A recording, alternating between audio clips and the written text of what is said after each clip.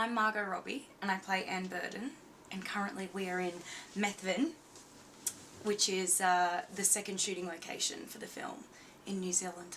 Anne Burden is sort of like the protagonist of the story.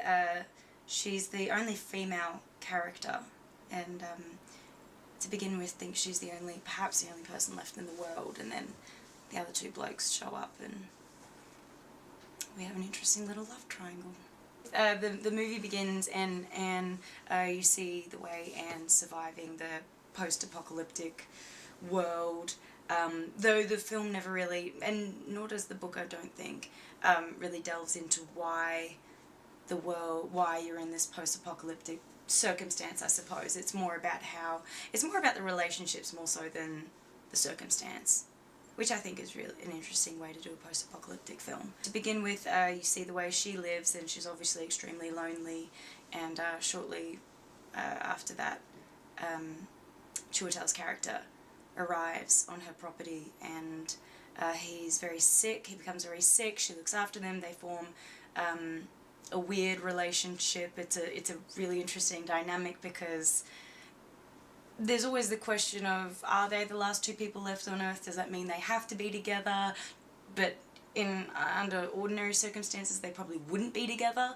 About halfway through the film, or even perhaps a little more, Chris's character comes into it, and then that just throws a spanner in the works, because then there's this extra dynamic, and Chiwetel and my character have finally got, a rhythm going, and kind of finally formed this strange but sort of kind of a nice relationship. And then Caleb, on the other hand, I think he comes into the picture, and they have an instant, she's obviously instantly attracted to him, and he has this charm, and he's from where she's from. There's something about him feels very familiar, so they have this instant rapport, and it escalates a lot quicker, but isn't necessarily a good thing either.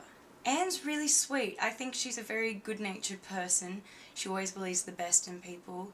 I think some people may see her as a bit of a pushover.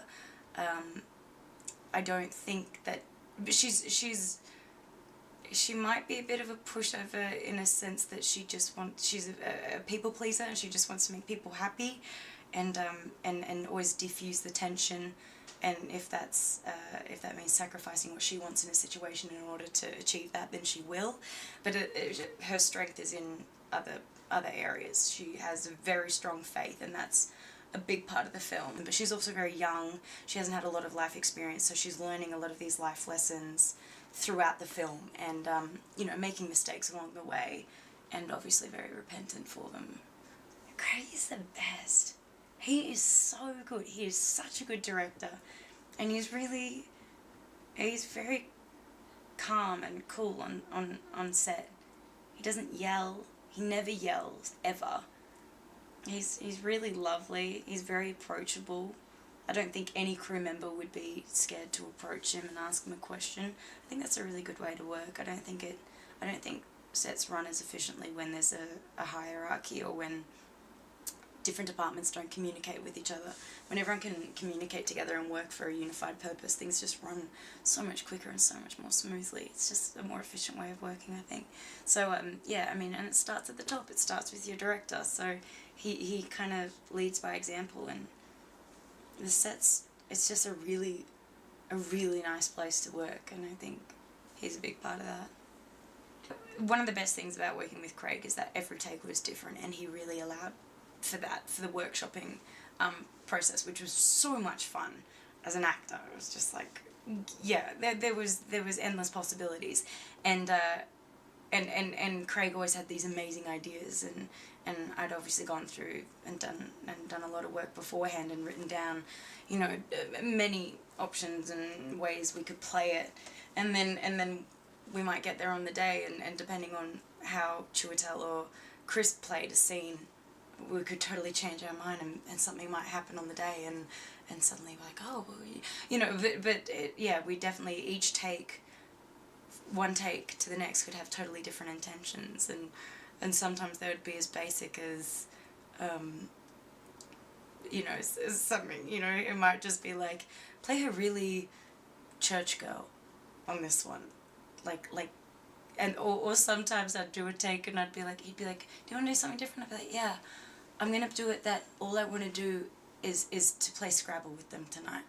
You know, just something random like that. So, yeah, we had endless, endless options for the takes. Changed a lot.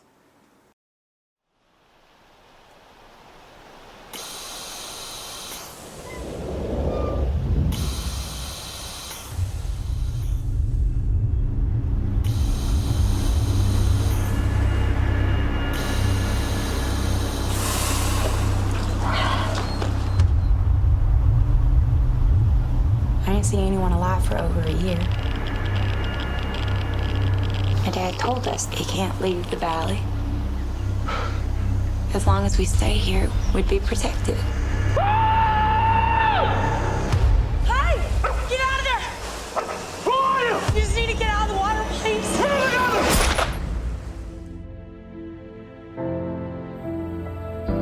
It's just crazy this is still here.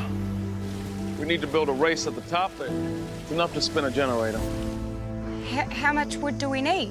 Sorry? And it's because of him that we survived that...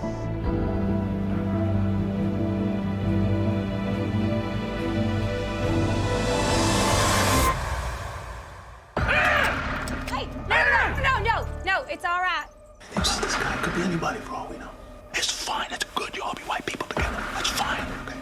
Why are you saying this? Talk about your belief, Mr. Lee. But it was us believers, don't you think? You fancy a wager on which one of us bags them? What do we stake? Bam. All the fucking time, okay?